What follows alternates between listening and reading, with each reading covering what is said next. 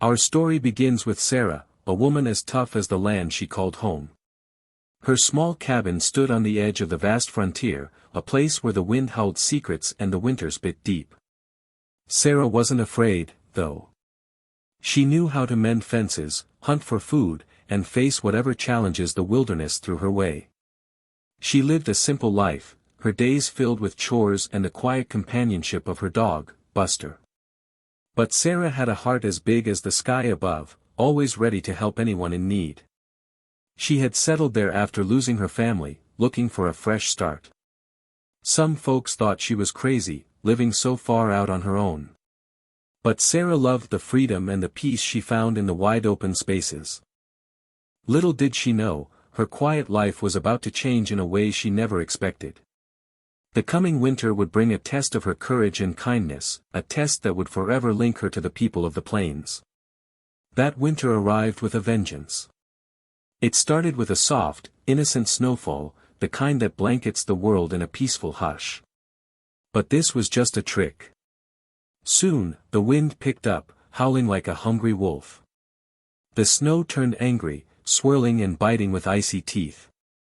The temperature plummeted, and the world outside Sarah's cabin became a blinding white fury. It was a blizzard, the kind that could swallow a person whole. The snowdrifts piled high against her cabin walls, and the wind rattled the windows like an angry ghost. Sarah knew she had to be careful. A blizzard on the frontier was a deadly thing. She made sure her fire was burning strong, stocked up on firewood, and kept Buster close by her side. The storm raged for hours, and Sarah could only huddle inside, listening to the fury of the wind and hoping it would pass soon. The blizzard cut her off from the world, turning her small cabin into a tiny island in a sea of white. Just when Sarah thought the storm couldn't get any worse, she heard something. Above the howling wind, she detected a faint, high-pitched sound. At first, she dismissed it as the wind playing tricks on her ears. But then she heard it again, clearer this time. It sounded like a cry. Buster perked up his ears, whimpering softly and scratching at the door.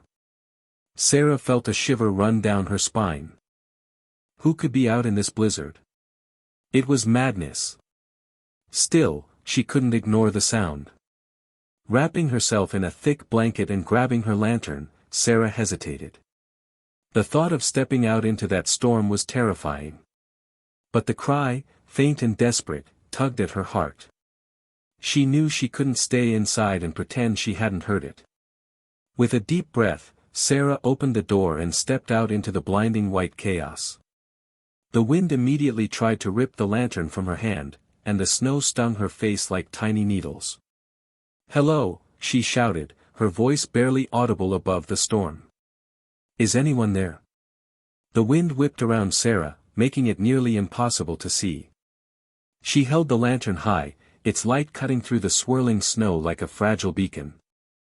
Buster sniffed the ground, pulling her forward. After what felt like an eternity, Buster stopped, barking excitedly at a snowdrift. Sarah moved closer, her heart pounding in her chest. Kneeling down, she brushed away the snow and gasped. Buried beneath the icy blanket was a young boy, no older than 7 or 8. He was huddled in a ball, shivering uncontrollably. His face was pale, and his lips were blue. Sarah recognized him instantly. He was Comanche.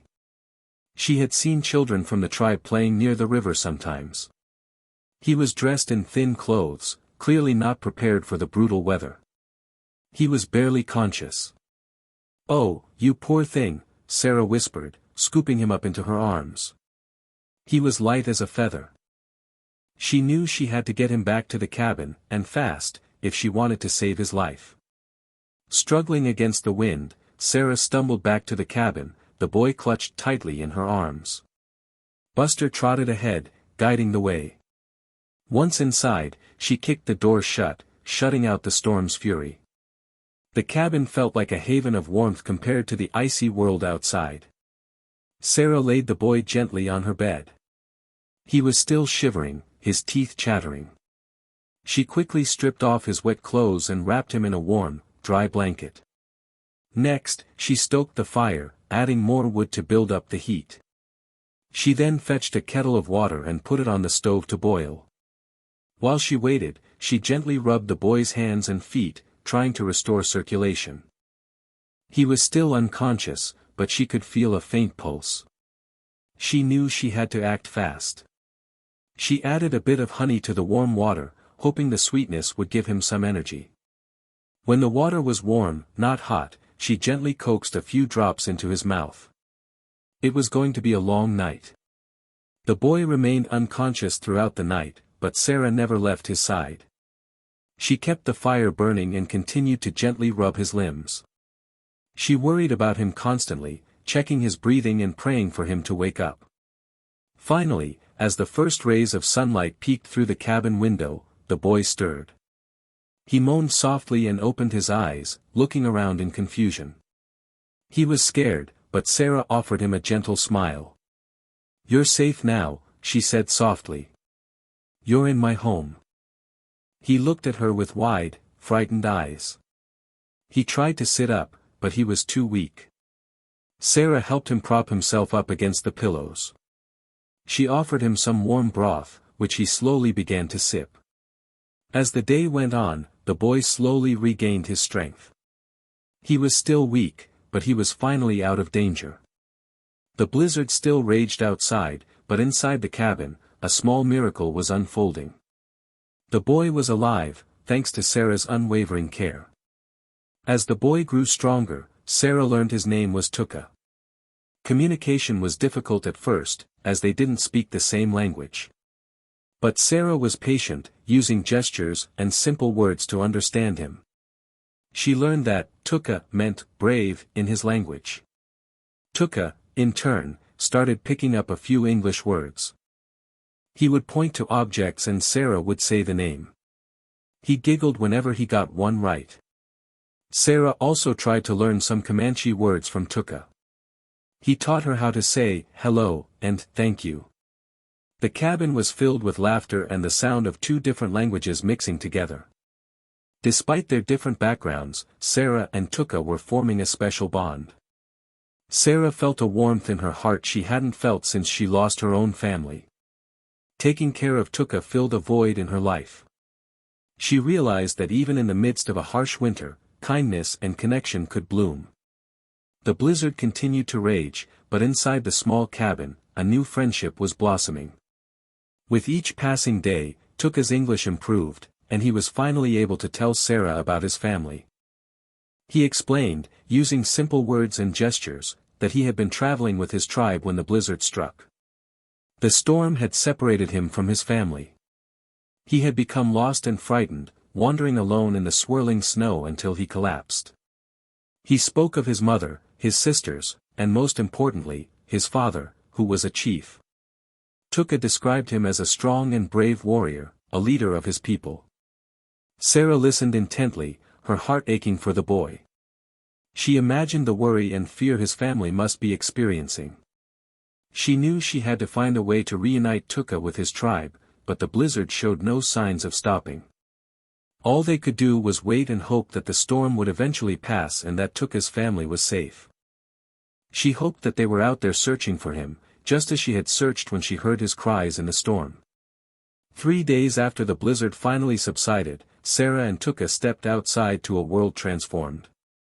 The snowdrifts were enormous, but the sun shone brightly, reflecting off the pristine white landscape. The air was crisp and clean. As Sarah surveyed the scene, she noticed something in the distance. A dark line on the horizon. Squinting, she realized it was a group of riders, a large group. As they drew closer, she could see they were Comanche warriors. There were so many of them, maybe 100 or more, all mounted on horses.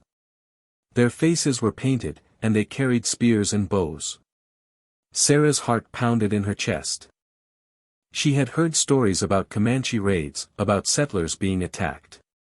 Fear gripped her. Were they here to cause trouble? She glanced at Tuka, who stood beside her, his eyes wide with a mixture of excitement and apprehension. What was going to happen? She had to protect Tuka, but how could she possibly defend herself against so many warriors? Despite the fear that gnawed at her insides, Sarah stood her ground.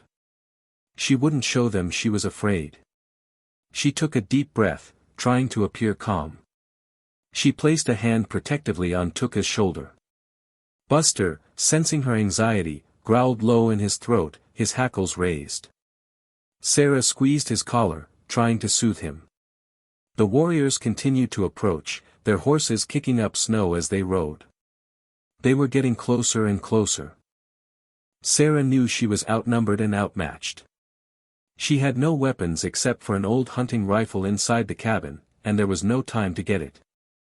All she could do was stand tall and face them, hoping for the best. She reminded herself that she had done nothing wrong. She had saved Tuka's life. Surely, they would understand that. She hoped. Her heart hammered in her chest like a trapped bird, but she refused to back down. She would face them with courage, for Tuka's sake. The warriors finally stopped a short distance away. One rider, who was clearly their leader, dismounted and approached Sarah. He was tall and muscular, with a stern face and piercing eyes. He wore a magnificent headdress of eagle feathers, signifying his status.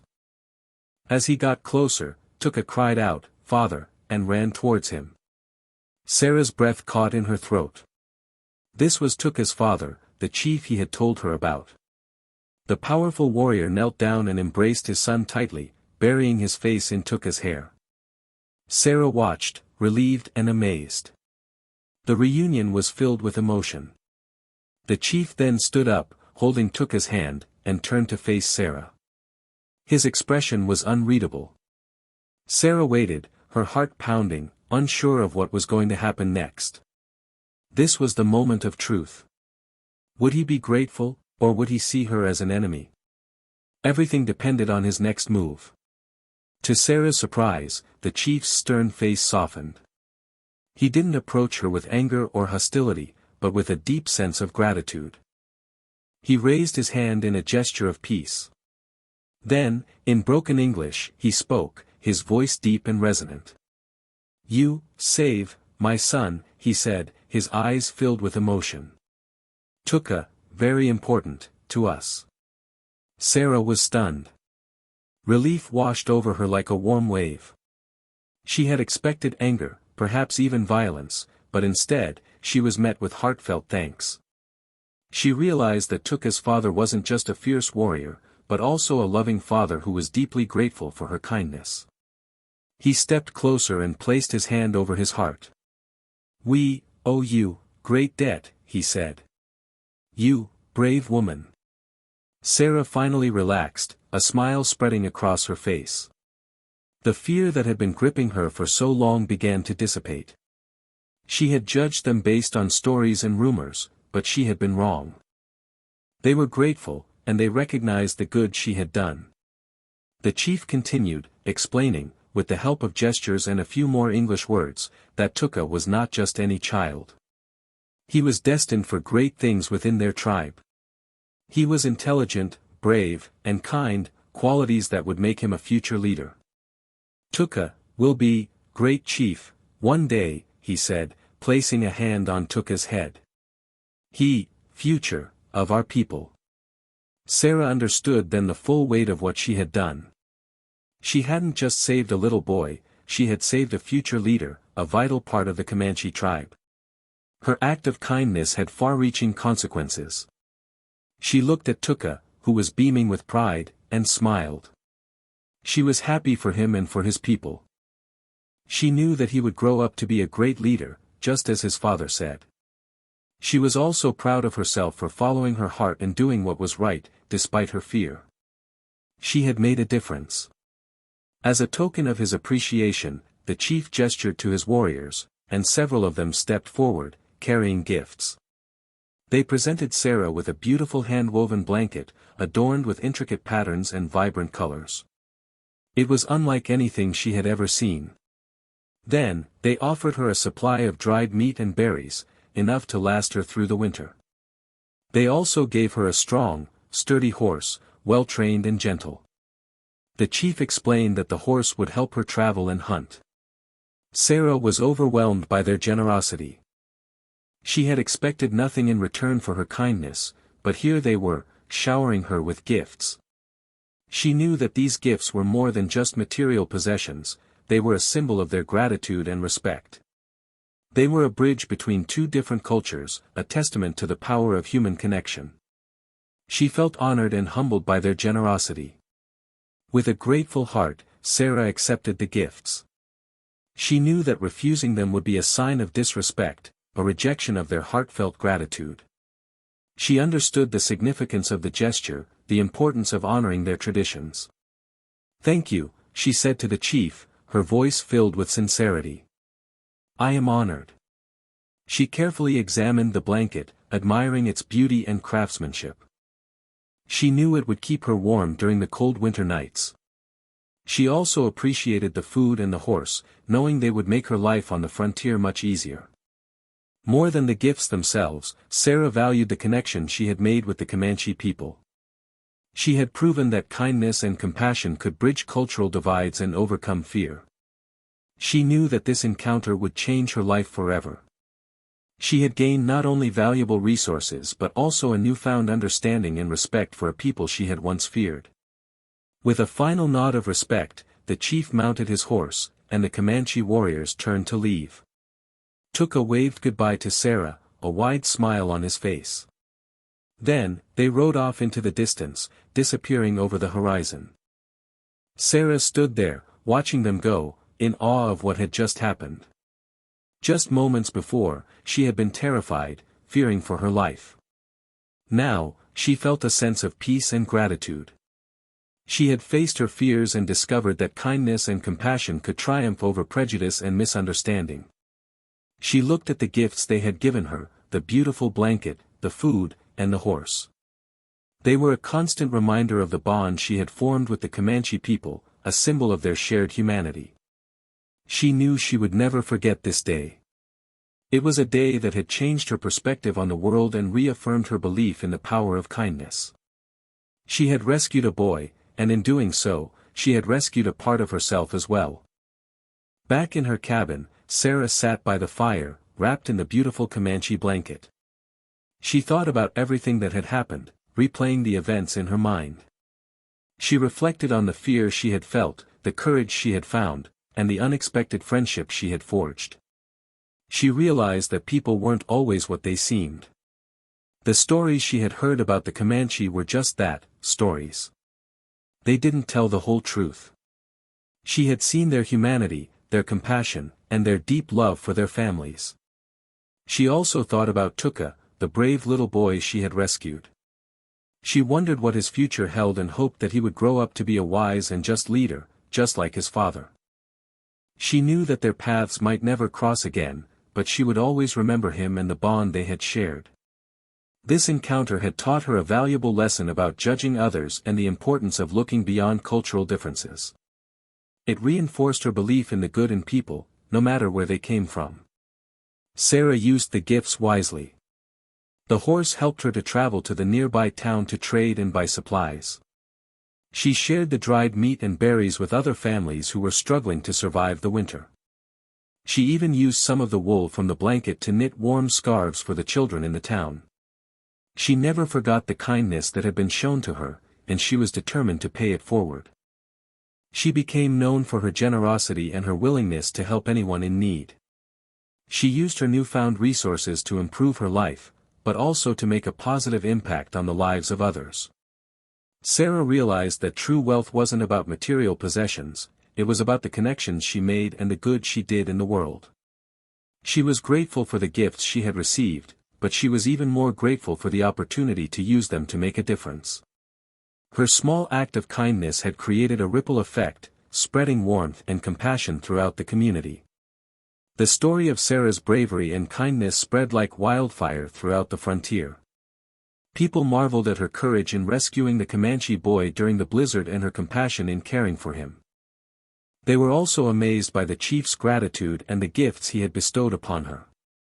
Sarah became a local legend, a symbol of hope and understanding in a divided land. Settlers and Native Americans alike spoke of her with respect and admiration.